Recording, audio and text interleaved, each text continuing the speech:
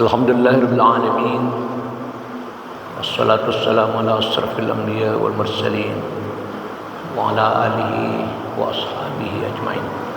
Asyhadu an la ilaha illallah wahdahu la syarika lah wa asyhadu anna Muhammadan abduhu wa rasuluh sallallahu alaihi wasallam la nabi ba'da. Summa qala Allah ta'ala fil Qur'anil Karim, a'udzu billahi minasy syaithanir rajim.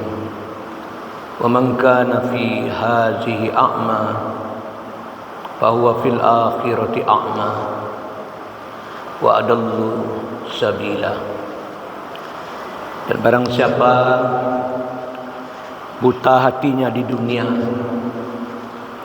maka di akhirat dia akan buta dan tersesat jauh dari jalan yang benar. Surat Bani Israel, surat yang ke-17, ayat 72. Jamaah sarmullah, mari kita manfaatkan waktu kita untuk menambah keimanan dan ketakwaan kita kepada Allah. Pada kesempatan yang pendek ini, karena waktu terbatas, pengajian kita adalah pemburu akhirat. Pemburu akhirat. Hari ini kita dihadapkan dengan pergeseran nilai. Ada yang mengatakan dekadensi moral, ada yang mengatakan degradasi akidah, atau perubahan keyakinan, perubahan sosial, politik, mental, spiritual. Itu tampak dalam perilaku penganut Islam itu sendiri, sehingga seolah-olah kita sudah berjarak dengan agama. Maka pada hakikatnya semua manusia dia bergerak dan berusaha untuk mendapatkan kenikmatan. Kenikmatan itu garis besarnya ada dua. Ada yang fokus terhadap kenikmatan dunia semata. Akan tetapi ada yang memiliki pemikiran yang jauh ke depan. Mereka melayangkan pikirannya untuk memperoleh kenikmatan akhirat. Ali bin Abi Thalib mengatakan ada abnaul dunya dan ada abnaul akhirah. Ada yang menjadi anak dunia dan ada yang menjadi anak akhirat. Jamaah yang dimuliakan oleh Allah, kenapa sampai dikatakan menjadi anak dunia atau anak akhirat? Ali bin Abi Thalib berkata, irtahalatid dunya mudbirah wartahalatil akhiratu muqbilah walikulli wahidatin minhuma banun fakunu min abna'il akhirah wala takunu min abna'id dunya fa innal yawma amalun wala hisab wa ghadan hisabun wala amal. Kehidupan dunia pergi menjauh, sedangkan akhirat kian mendekat. Ketika kita cari kehidupan dunia, dia menjauh dan menjauh. Akan tetapi di saat itu kehidupan akhirat dia pasti dekat, yaitu kematian. Dan masing-masing dari keduanya, dunia dan akhirat, memiliki anak-anak. Maka kata Ali bin Abi Thalib, jadilah kalian anak-anak akhirat dan janganlah kalian menjadi anak-anak dunia. Karena sejatinya sekarang ini, maksudnya di dunia ini, adalah waktunya beramal, tidak ada hisab. Sementara esok di akhirat itu adalah waktu hisab, tidak ada lagi kesempatan beramal. Itulah pesan Ali bin Abi Thalib dalam menghadapi kenikmatan yang kita cari. Dan dipertegas lagi oleh para ulama memberikan filosofi. Apa filosofi yang disampaikan oleh ulama? Bahwa dunia ini laksana biji-bijian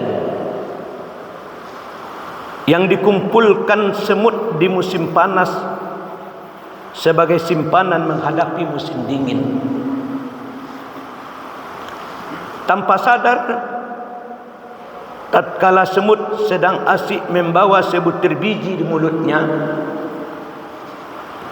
datanglah seekor burung yang mematuk sang semut beserta sebutir biji yang sedang dibawanya. Maka semut itu tidak sempat menikmati makanan yang dikumpulkannya dan tidak pula mendapatkan apa yang diharapkannya. Jamaah yang dimuliakan Allah, filosofi ini bermakna biji-bijian itu adalah kenikmatan dunia. Semut yang sedang mempersiapkan biji-bijian di musim panas untuk persiapan di musim dingin, semut itu adalah manusia. Lalu ketika semut itu membawa biji-bijian, datanglah seekor burung mematuk semut dan biji-bijian yang dibawanya itu. Burung itu ditampilkan adalah malaikat maut. Artinya, ketika kita memfokuskan semata-mata hanya kehidupan dunia tanpa melayangkan pemikiran kepada akhirat, datanglah burung mematuk semut dan biji-bijian tadi. Artinya datanglah malaikat. Maka apa yang kita cari itu tidak dapat kita nikmati, dan apa yang kita cari itu tidak dapat kita harapkan lagi. Inilah filosofi orang yang semata-mata mengejar kehidupan dunia. Jamaah sekalian dimuliakan Allah, dapat kita tengok dalam banyak ayat. Di antaranya nanti bisa kita tengok dalam surat Bani Israel ayat 18 dan 19. Man kana yuridul ajilata ajjalna lahu fiha ma nasha'u liman nuridu summa ja'alna lahu jahannama yas.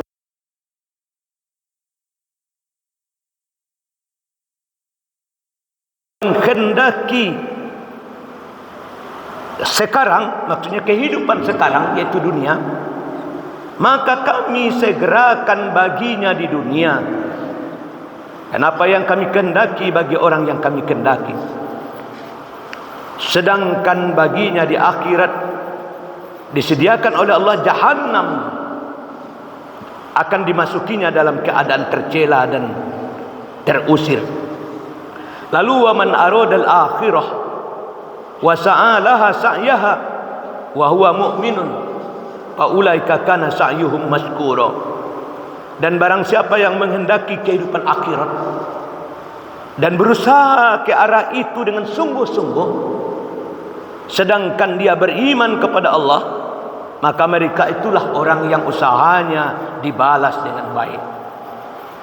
Ini menggambarkan bagi kita, apapun yang akan kita cari, dunia, akhirat, tidak ada kaitannya dengan ibadah-ibadah yang kita lakukan. Jangan berasumsi, saya sudah beribadah tapi sulit juga kehidupan dunia karena kita tidak bekerja. Allah sudah menggambarkan, kalau ingin kehidupan dunia, berusaha. Tidak pun dia beribadah, Allah pun kasih juga. Kalaupun kita beribadah tapi tidak berusaha, tidak ada rezeki, sudah jelas tidak akan dapat. Seolah-olah seperti itu. Oleh sebab itu, jamaah asar yang dimuliakan oleh Allah, makanya orang-orang ulama meletakkan 3 golongan derajat manusia. Derajat pertama namanya halikun, derajat kedua muktasidun, derajat ketiga faizun. Kalau halikun, mereka yang tertipu dengan kehidupan dunia, hanya mencari kehidupan dunia semata, tidak pernah melayangkan pemikiran dan kalbunya kepada akhirat, itu celaka.